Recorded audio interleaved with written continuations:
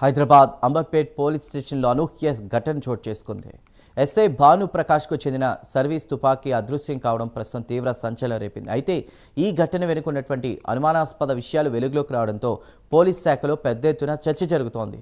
దొంగతనం కేసు విచారణలో భాగంగా అసలు విషయం బయటికి రావడం, డబ్బుల కోసమే సర్వీస్ గన్ని తాకట్టు పెట్టారా లేక అమ్మేశారా అనే అనుమానాలు హాట్ టాపిక్గా మారాయి.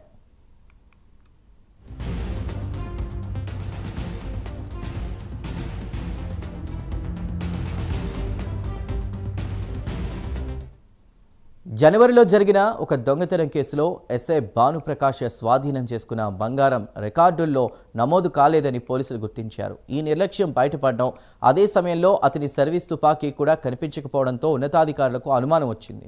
ఒకేసారి బంగారం, తుపాకీ రెండూ గల్లంతవడంతో ఇది కేవలం సాధారణ నిర్లక్ష్యం కాదని అధికారులు భావిస్తున్నారు.